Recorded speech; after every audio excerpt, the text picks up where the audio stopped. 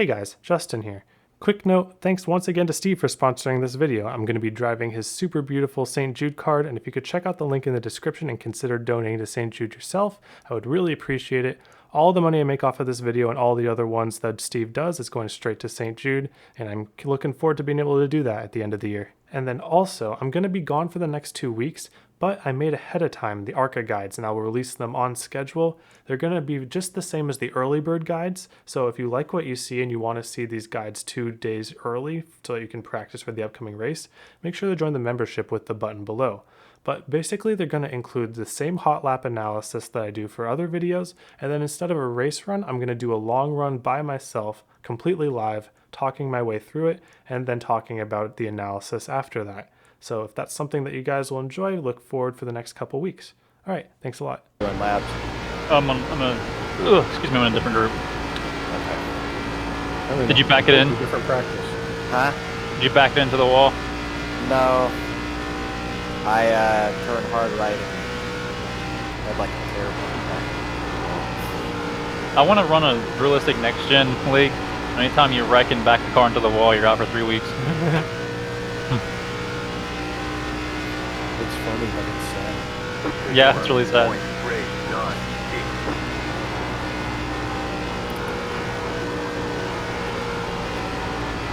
Or we'll just add the Kurt Busch rule. If you're over 40 and you do it, you're done with the league. Your career's over. Hey. Sorry, I wasn't trying to point you out or I think they're gonna have kick you out from the group there. Okay, finally got a 9. Track is 15 degrees cooler. All right, let's take a look at that. Sorry about all the chatter in the original, but I kind of just threw that down out of nowhere, so that was pretty good. So we're gonna do the top here for our run up. There's actually a lot of lines that you can do here, not just for the run up. Actually, this is pretty much the only line you can do for the run up. But in 3 and 4 for the race, people were running both top and bottom to varying degrees of success. So I'll point that out when we get around to the actual lap. But for now, just know that I'm gonna want to be wrapping around just consistent line up top here. Just want to minimize our wheel inputs because any much that we scrub our wheel one way or the other, a lot is going to kill the momentum, and that's really all we're looking for is speed. So you notice I'm just trying to move the wheel as little as possible. I might have to do a little extra turn here to get it off the corner, but no, it looks like we're doing pretty good, and that's how you're able to carry a lot of speed. Just minimal wheel inputs. Really don't want to go too far to the left. The farther to the left you go, the more momentum you're killing. So here's a little trick here. When you're cutting the apron coming to your lap, if you cut the apron too early, you're going to have to wrap the grass, and that's going to kill way too much of your momentum. So what we want to do is we just want to cut down at the last second and make a kind of an apex out of the start-finish line. So you see we get all the way down to the grass, but at the exact same time as I reach the start-finish line. Stay down as long as possible, have some decent speed, but might lose a bit. And then coming to the turn 1 here, there's a couple ways that you can approach this. Some people did bottom. I don't think it mostly didn't work out for them. So I'm just going to be going over the top line here. So what we did here was I breathed out of the throttle only to about 80%. And I did that just before this green light here, maybe a couple car lengths before the green light. And I'm trying to get my car to want to go down the hill towards this seam right here. And so you can kind of see here, we'll take a look at it. So I'm holding this 80% until my car wants to go down to the seam on its own without me turning the wheel anymore. So we'll take a look. So let's say that we're going to compare it to like just a random point like right here. So we'll see at the seam, we'll see where we started at actually. So if we take this point here and we look how far we are from the seam, and we go a little bit farther in, and you see now we're here, and we even get where it's pretty much right on top of it. So notice the wheel hasn't moved much either. So as long as we're getting to the seam without me moving the wheel anymore, that's when we can full throttle. So you see that's where I used the point. Kind of a weird feeling, but that's the best way I can describe it. You don't want to be turning your wheel to the left, but you want the car to be wanting to move down the hill on its own. Because if you full throttle the car as it wants to go up to the wall, that's where you're going to go. But if you full throttle the car as it wants to go down the hill, that's where it's going to go. you never want to fight with your car. You always want to agree with it. So that's why I waited on it. And because of that, we get a lot of extra speed and turn throughout the corner because I don't have to catch the car wanting to get to the wall. I don't have to kill its momentum. And because we were a little bit lower, not right on the wall, we might lose a couple hundredth on exit. But with all the time that we saved just cutting the inside of the top lane right there, I think that's where we're going to get the speed. All right, so entrance into 3, a couple things we can do here. Some people running the top, and they got very similar times, and it might be a little easier even. So go experiment with the top if the bottom isn't working for you, but I've been working on the bottom, and I think that even though a little bit more difficult, I think it's the fastest. So what I'm going to be doing is once we get to where about where there's kind of no real place to put this. Whatever you can find, oops, sorry. I just turn off the wall about right here, and honestly, maybe like 2 links before the green light. Really hard to give a point for you guys, unfortunately, but if you can get starting to turn off the wall while staying full throttle, we can do that. That's allowed. So full throttle, turn off the wall, aim for the white line here, and then we're going to drive halfway down the hill, still full throttle. And then by the time we get in between this seam and this seam, we want to back it down to about half. Don't worry about this brake. I don't think it even registered. If it did, it's not really necessary. So half throttle when we get in between the seams, and then we just wait on it to get down to the bottom. And then once again, so once we get the initial point of getting to half throttle, our car will want to go up to the wall. But we need the car to want to come down to the apron, all while keeping our wheel the same wheel. So we have to wait on that throttle. I can add a little extra wheel because this is hot lap and we don't care about our right front tire. But once the car starts driving down on the hill on its own with maybe a tiny bit of help from the wheel, we can just slowly but surely raise the throttle. Look how gradual this throttle is. Gradual, gradual, gradual. Hold it a little bit at 80%, and then even more gradual up top. And so how do you know when to go full throttle? Well, you don't want to go full throttle until the steering wheel wants to turn back to the center on its own. So when you're getting loose, you have to correct that by moving your steering wheel back towards the center.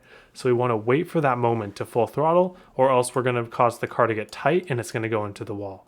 So we're basically just waiting on the car to tell us that it's ready to rotate on its own. And you see that. It lined up just about perfectly, and I can assure you this was the point that I'm using. Watch here. Wheel coming back to the center, full throttle. Almost like they're the same input. And now, you're going to get really loose off this corner. And it's going to be a battle, but this is just what you got to do when you're on the bottom. You got to make sure that the right rear does not step out. We don't want the right rear stepping out because we lose momentum. So basically just small wheel inputs, small but fast wheel inputs to try to save the car without having the rear step out. And we get up to the wall. And now we can cut the apron. Since we're going just for time, we can cut it really early and do that wrap along the grass. And we get into 30.99s. So that's a pretty good lap. Again, multiple ways you can do the top or the bottom in 3 and 4. I saw both work. But this is just my favorite way to do it because it just feels there's more potential to it. But if you feel like the top works better than you, or better for you, then that's perfectly fine. But anyways, hope that's helpful for you guys, and now let's go take a look at the race. All right, so the race is over. We got P2, kind of exciting race. Things didn't go exactly as I planned, but I guess I'm happy with second. It seems like happens a lot, but I was able to put myself in good position at least. First, let's turn down the mic here. So first off, we're looking really good in the St. Jude card. Thanks again, Steve, once again. And we were basically pole sitter didn't go till green, so I was able to squeeze him and basically get the lead off the start. I think I was able to keep even with him here, and then in 3 and 4. 3 and 4, I think he slid up some. Actually, yeah. So I was just able to keep in touch with him, so he wasn't able to clear me there. And then I decided to go for a squeeze instead of a run up top because I don't feel like the top is amazing in 3 and 4. Ooh, that could have ended badly. I had to slide up a little more than I wanted to because of how much he was tracking up. But I knew that if he was having that little grip in 3 and 4, then I'd be able to just send top of 1 and 2 and pass him. So if you wanted to make a pass early in the run, you just go to the top and literally just drive around him. And he's going to have to choke off on the bottom because Larry's coming too. So that's how we got the lead. And then I led for the first, let's see, looks like probably 10 laps. Yeah. So here's the thing. Larry, oops, let me zoom out a bit.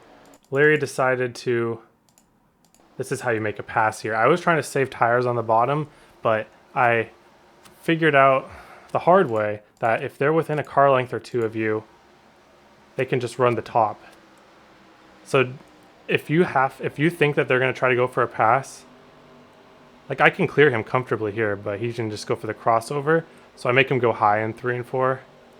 But I knew every day of the week he was going to make this pass because that is not easy for me to keep the spot there because he has the momentum. So I ended up giving up the spot. So looking back, I really thought that top was gonna wear tires a lot more, but it turns out that the top line really does not wear an extraordinary amount of tires if you do it correctly.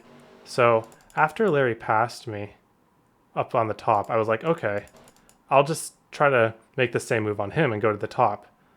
So I positioned myself in the same place that he was. Okay, well, in hindsight, this move was not a good move. I should not. This was, you can't pass on the bottom of 1 and 2. I don't know why I showed it.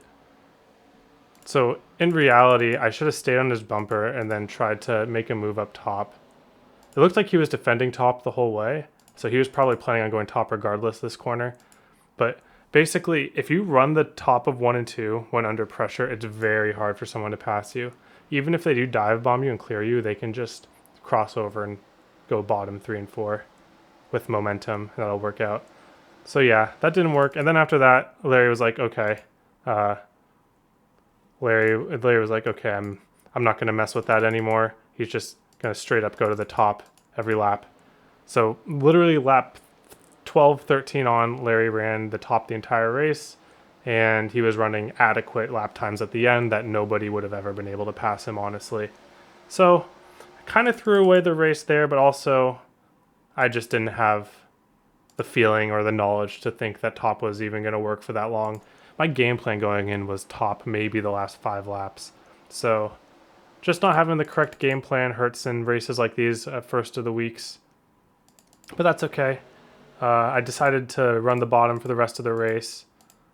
Larry pulled away running the top, and then it kind of evened out by like lap 25-ish. We were running about the same lap times, and I even closed maybe a few tenths on him in the last 5 laps, but it wasn't enough.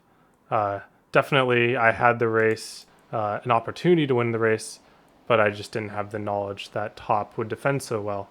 So that's a lesson to you guys. Don't overdrive the top. You can just use a little bit of brake. Let's see what Larry's doing actually, because he was running the top all race. And I'll turn this down before I forget.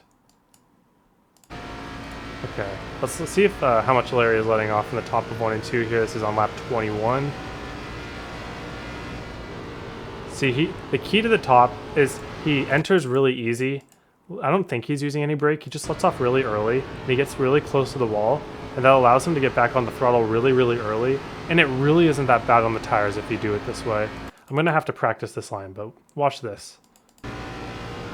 Out of the throttle really early, so like right where the safety barrier juts out a little bit. You let out there, you let the car settle, and then full throttle back, and it's really not that bad on your tires. So that's the lesson learned there. Meanwhile, I was thinking that I can save a lot on the bottom by just doing normal arc line to the bottom.